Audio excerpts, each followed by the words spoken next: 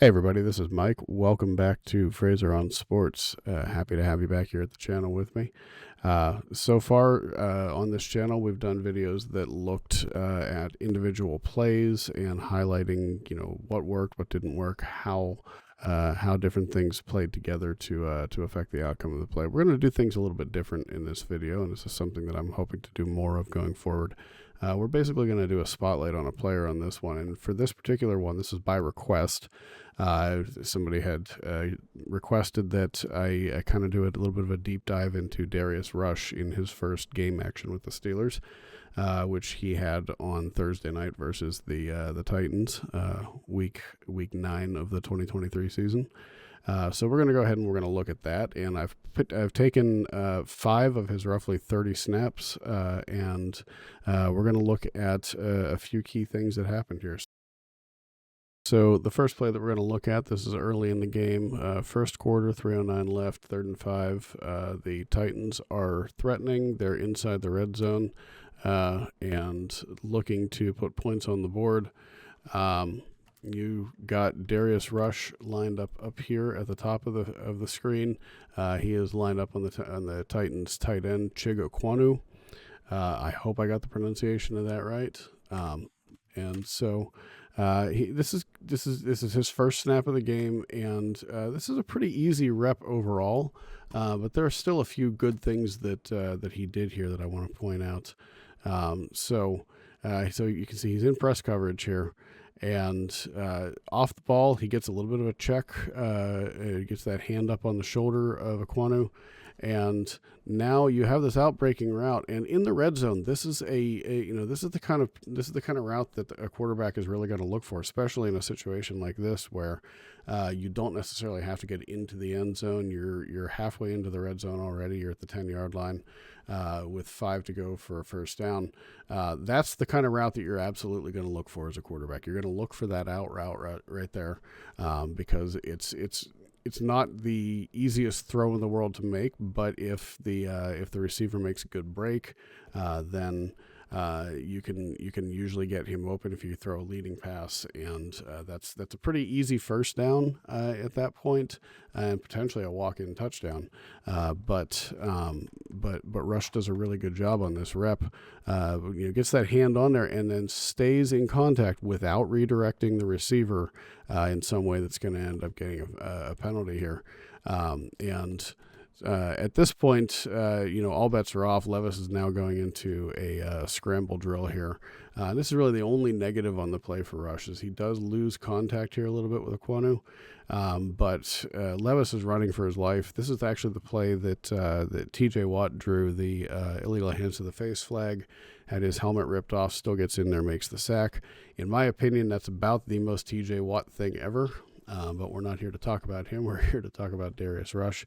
And I thought that for his first snap of the game, this was a pretty basic kind of coverage, but he did a good job, stayed with the fundamentals, and did an excellent job there in press man coverage to control the outcome here. Let's move on to the second play here. It's 3rd and 8. Titans have the ball on their own 36. And it's early in the second quarter here. And on this play, you'll see a couple. This is where a few more things, a little bit more technique comes out in this one. The subtleties of playing the cornerback position show up. You can barely even see it here, but first of all, this is going to be cover 1. Devontae Casey is going to be back here playing center field. In cover 1, you typically want the cornerbacks to have outside leverage, and he does here, ever so slightly shaded to the outside. You're trying to funnel those receivers inside so that you can kind of push them toward the single safety, and he does a really good job of that here on this play. Up there in press and doesn't shy away from it, gets his hand into the chest of the tight end, and basically stays in his hip pocket the entire time, and pretty much eliminates him from the play. Levis probably could have thrown that ball up to him and gotten it there, but KZ's looking. Levis never even looks that direction. He's kind of locked in on that side of the field, so doesn't even see it coming. But I do believe that if he had seen that, he would have known that the safety was over top and wouldn't have tried to throw that ball anyway. Overall, a pretty good rep here again for Rush. A good job of funneling him inside to the safety coverage. All right. Third play. It is 3rd and 6, and we're now into the third quarter, getting late into the third quarter, actually. Just 5 minutes to go. Tennessee once again back on their own side of the field here, and what we have this time is we've got Rush is manned up. Everybody's manned up here on the front. This is an interesting rep. So Rush is going to follow him across here as he goes in motion. But what's going to happen, you'll see this kind of gets disrupted here early on, but I like what Rush does on this play. So at that point right there, Alex Highsmith gets the chuck on the tight end, or the tight end's actually staying in to help block, but basically gets run over by Highsmith is a better way to phrase that. So let's go back and watch this again. Highsmith comes in, tight end stays in to block initially, and then is going to leak out into the flat. But because they are manned up here, and Rush does a really good job here. So here's one of the big keys. So tight end is going to get shoved further back into the backfield, gets knocked off of his feet almost. He ends up about 8 yards into the backfield, 7 yards into the backfield, whatever.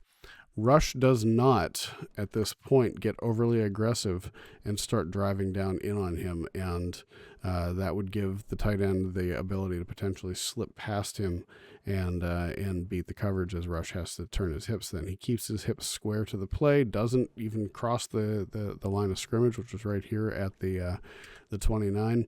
And he just stays disciplined there and stays home, waits for the tight end to come to him, does a great job mirroring him here, and literally stays physically in contact with him, just that hand gently on the hip. You're never going to get called for that unless you change the direction of his body or change the orientation of his body in doing so. That's perfectly legal what he does here. Just that gentle touch, just to kind of, you're using that basically to kind of feel before your eyes even see what's happening with the receiver. If he's trying to change direction, you can use that to kind of feel whether he's pulling away from you, getting closer to you, rotating one way or the other. So it's good technique in tight man coverage to do something like that. So he basically ends up taking away. This is supposed to be the check down on this play, and Levis is running for his life. He's retreating back here. It would have been really helpful for him to have that check down option right there. At least get a couple of yards off of this, but the combination of the pass rush forcing him so far backward and Rush being right on the tight end the entire time, it takes away the opportunity for the check down, and Levis just has to chuck the ball out of bounds. So great play all around, and really, really good technique there by Rush to be patient and then just maintain the close proximity to the tight end throughout the remainder of the play. All right, on to the fourth play here. This is early on in the final drive. It's 2nd and 10 on the Tennessee 35, 44 seconds to go. Tennessee is out of timeouts at this point.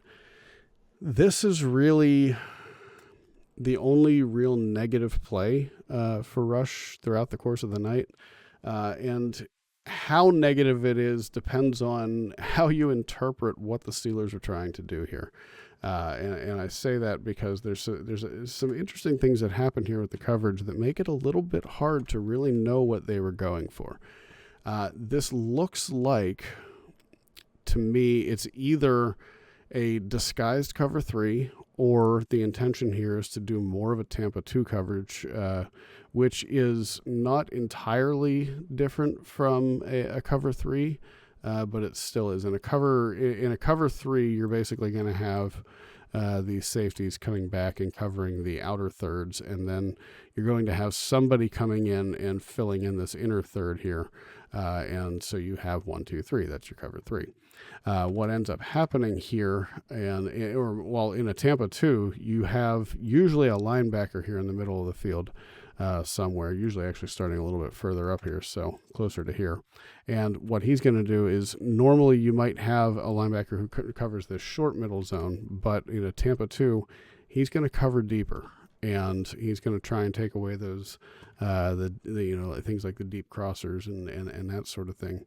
He's trying to wall that area off, and also take away the seam routes. The Tampa 2 kind of defends against all of that. It's hard to tell what the Steelers are really going for here, though, because you've got Rush right here, and he does drop back. Doesn't get enough depth to be even with the safeties, so it looks more like a Tampa 2 concept from a dime formation. Usually Tampa 2 tends to be run from a 4-3, but you can technically run it from any front. So it looks more like a Tampa 2, and you'll see that as this plays out.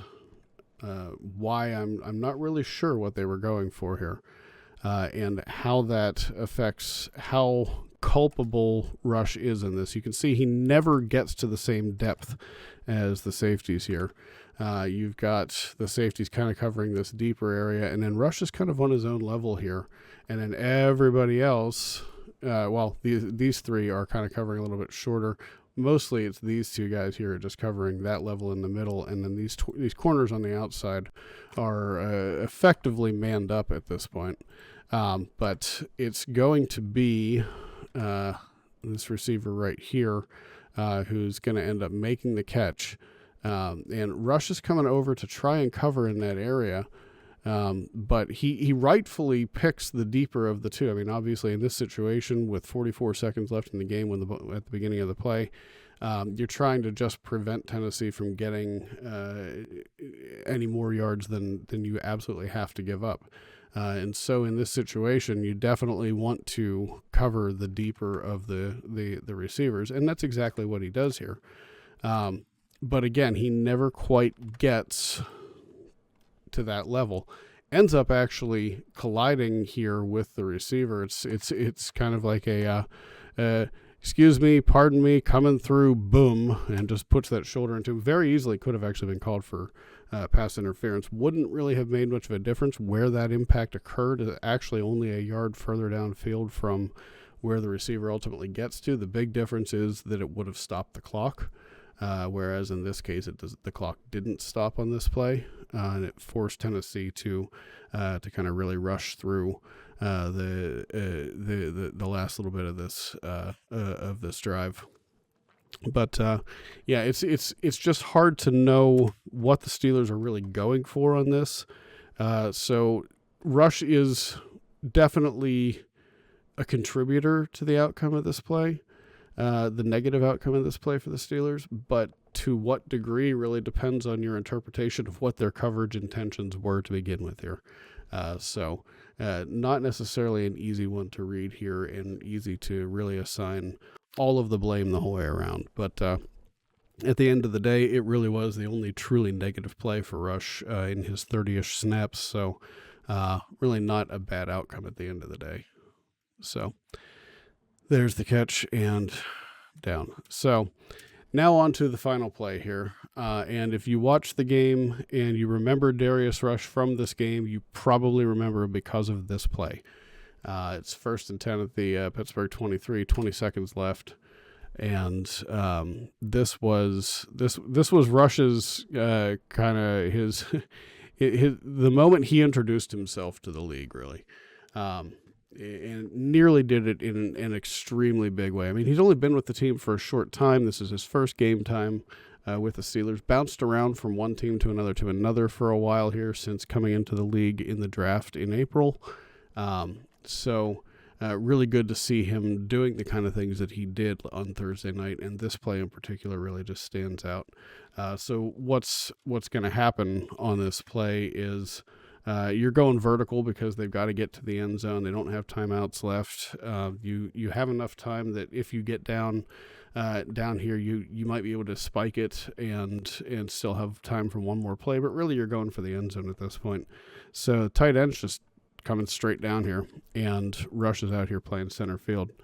He does a good job of reading Will Levis's eyes on this one. Levis is just kind of looking into this gap, and mostly my guess is that he's watching these linebackers and he's watching his receivers, and his intention is to throw that ball as the receiver is coming even with the in this case linebacker, and on this case it's Cannon Neal. Your goal would be to throw it as they're coming even, as they're coming even with the defender here.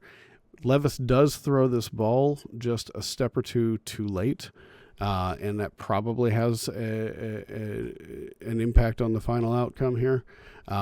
So you'll see the tight end right now, Levis is winding up to throw that ball. That ball should be in the air, leaving Levis's fingers right now. And then that would basically prevent the defenders from being able to get up there in time. What happens, though, is Rush is able to read that. He has the time and the space to react. He's already moving forward and nearly makes the interception. That ball went right through his hands. He knows it. Neal knows it. KZ over here is almost looks angry that Rush didn't catch it. Could have called game right there. We all know how it all played out. Quan Alexander right here ends up calling game 2 plays later with an interception in the end zone. But could have saved us all 2 extra snaps of wear and tear on our hearts. I don't know about you, but it was a stressful one for me. And I'm pretty sure that this game took another couple of years off my life, but in the end, it was a good outcome. And for Darius Rush right here on this play in particular, and throughout the course of this entire game, was just a great effort by him and a great first showing with the team. Really excited to see him play some more and see if he can continue this high level. There's probably going to be some growing pains. He is a rookie.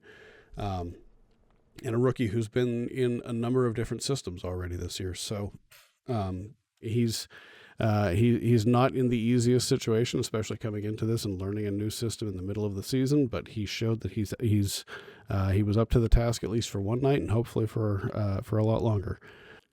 We're going to end this video here. If you enjoyed this video, I'd appreciate it if you could give it a like. And if you enjoy this type of content in general, I hope that you'll consider subscribing to the channel. If you do subscribe to the channel, be sure to turn on notifications so that you know when new videos drop.